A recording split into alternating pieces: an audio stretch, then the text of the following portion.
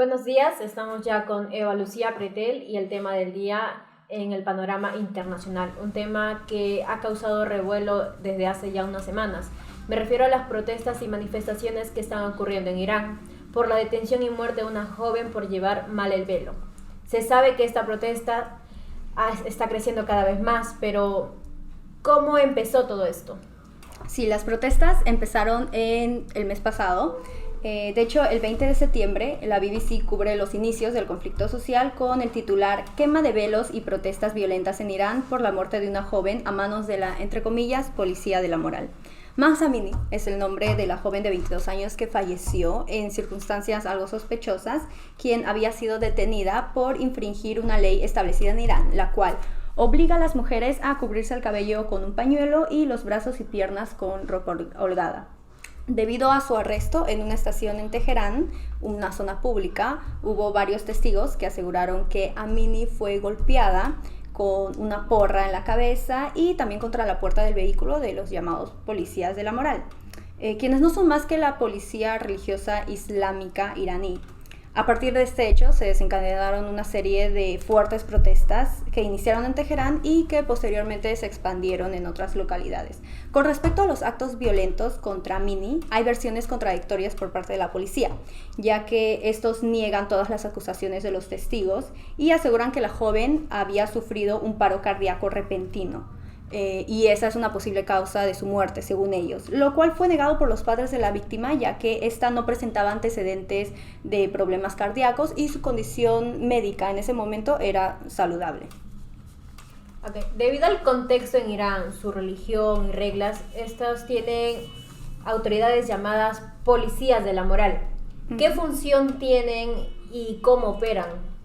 Sí, la policía de la moral tuvo sus inicios en la Revolución Islámica de 1979 y bueno, desde entonces ha tenido cambios. Ahora la agencia principal encargada de hacer cumplir con los códigos de conducta islámicos en público es la llamada Gasht Irshad. Este cargo les da la potestad de detener a las personas, principalmente mujeres, que violan el código de vestimenta conservadora para, entre comillas, promover la virtud y prevenir el vicio. Las penalizaciones se enfocan en las mujeres y la atención de los policías se centra mayormente en asegurar el buen uso del hijab, el velo que cubre el cabello, la ropa holgada y más cosas.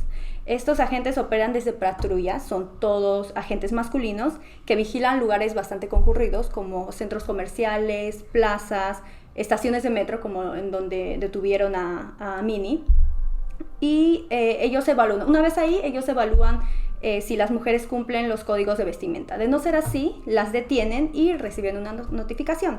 También cabe la posibilidad de que sean llevadas a un centro correccional donde reciben una lección sobre cómo comportarse y vestirse con moralidad. Otros castigos incluyen multas, la prisión o incluso flagelaciones. Mahsa Amini se ha convertido prácticamente en un rostro para las protestas. Pero estas, ¿cómo han ido evolucionando? ¿Qué tanta gente se ha sumado y qué está tratando de hacer la policía para controlar la situación? Sí, sobre Amini como rostro de las protestas, El Espectador publicó una nota bastante interesante titulada "Mahsa Amini, el símbolo de una nueva sociedad en Irán". Y es que sí, Amini es la cara actual de las protestas y se podría decir que su situación es la principal impulsora de esta causa social, del que ahora no solamente forman parte mujeres, sino que hombres se han sumado. Las manifestaciones han aglutinado ambos géneros y todas las clases sociales. En cuanto al avance de las protestas, sí, hay una clara evolución en estas. Ya no se dan solamente en la población adulta, sino que se han expandido a las instituciones educativas. De hecho, el medio DW cubre esta extensión con una nota titulada "Irán, cómo las protestas estudiantiles retan al Estado". Hace aproximadamente una semana, al menos 37 estudiantes de élite de la Universidad Capitalina fueron detenidos durante la noche por ser partícipes de una concentración pacífica en el campus de su universidad. La policía no solamente los detuvo, sino que los rodeó y algunos de ellos fueron disparados con escopetas de perdigones. Los profesores también fueron amenazados y golpeados con porras. Y es que hay un exceso de violencia por parte de los agentes policiales al reprimir las protestas. De hecho, el artículo califica a esto como violencia mortal hacia los protestantes. Y esto es confirmado por la organización Iran Human Rights, porque hasta principios de mes, según datos publicados por ellos, murieron 154 personas en las protestas. En cuanto a los estudiantes, la participación en el actual movimiento social no está solamente limitada a los universitarios, sino que también se han sumado estudiantes a la causa, pero estudiantes escolares, ¿no? Pero a menor medida, ya que en las protestas nacionales de hace muchos años, del 2009, todas las organizaciones, las asociaciones estudiantiles de escolares independientes se cerraron. Y así se prohibieron sus actividades, se detuvieron a sus miembros principales, así que actualmente no hay ningún movimiento estudiantil organizado como tal en Irán, por lo menos no oficialmente. Aún así, hay videos de niñas y adolescentes escolares quitándose los velos, lanzándolos al cielo como muestra de apoyo a las protestas. Terminamos con esta pregunta. Ante todo el conflicto entre los policías y los protestantes, ¿qué está tratando de hacer el gobierno? ¿Qué opciones y visiones tienen en cuanto al problema? Sí, en cuanto al gobierno, gracias al fuerte impacto que ha tenido el fallecimiento de Mahsa Amini y las posteriores protestas, el gobierno iraní se encuentra en una posición un tanto difícil, porque no son solo civiles de clase media los simpatizantes con las manifestaciones sociales, sino que hay muchas figuras públicas que se han sumado a estas. Por ejemplo, cineastas, deportistas, celebridades e incluso clérigos están en contra del desempeño violento que tiene la policía de la moral contra las mujeres iraníes.